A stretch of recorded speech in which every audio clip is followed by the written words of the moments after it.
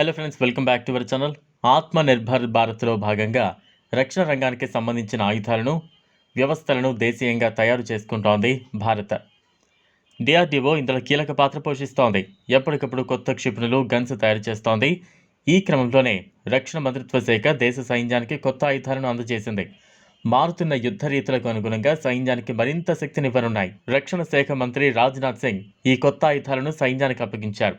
వీటిలో Nipun mines, landing craft assault, ఎల్సీఏతో పాటు futuristic infantry soldier FIN/SAS systems ఉన్నాయి.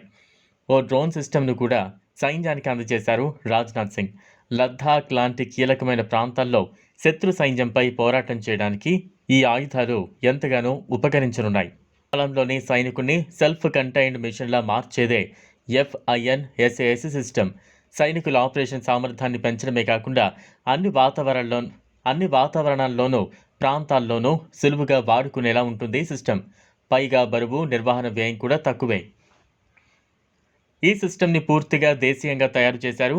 ఆర్మీతో పాటు private Indian industry, defence, public sector ప్రమాణాలకు అనుగుణంగా ఈ సిస్టమ్ రూపొందించారు.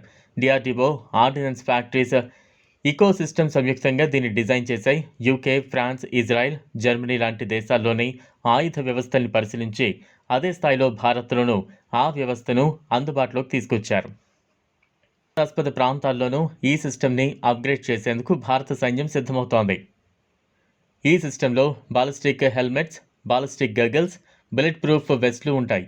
ఈ బుల్లెట్ ప్రూఫ్ జాకెట్లు 9mm బుల్లెట్స్ని కూడా అడ్డుకుంటాయి.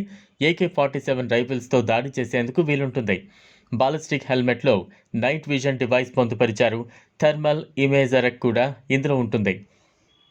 రైఫిల్స్ని వినియోగించే వీలుంటుంది. మరోవైపు భారత్ త్వరలో 26 మెరైన్ యుద్ధ విమానాలను కొనుగోలు చేయనుంది. హిందూ మహాసముద్రంలో డ్రాగన్ కంట్రీ చైనా ముప్పు పెరుగుతున్న తరుణంలో ఫ్రాన్స్తో భారత్ ఈ ఒప్పందం చేసుకుంది. 26 రాఫెల్ సముద్ర యుద్ధ విమానాలపై భారతదేశం, ఫ్రాన్స్ మధ్య రెండవ రౌండ్ చర్చలు సోమవారం నుంచి దాదాపు 10 నుంచి 12 రోజుల పాటు ఈ చర్చలు జరిగే అవకాశం కనిపిస్తోంది. కొనుగోలు చేసేందుకు ఫ్రాన్స్తో ఇండియన్ గవర్నమెంట్ గట్టి బేరసారాలే కొనసాగిస్తోంది. దాదాపు 50,000 కోట్ల రూపాయలకు పైగా డీల్ కోసం ఫ్రెంచ్ ప్రభుత్వ అధికారులతో చర్చలు కొనసాగిస్తోంది. విమానాల ధరకు సంబంధించి తుది నిర్ణయం తీసుకునే అవకాశం ఉంది.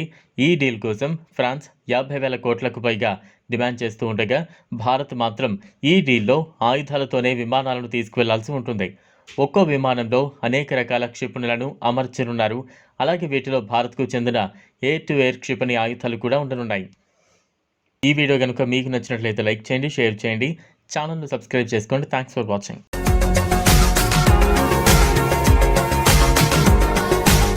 మరిన్ని అప్డేట్స్ కోసం మా ఛానల్ని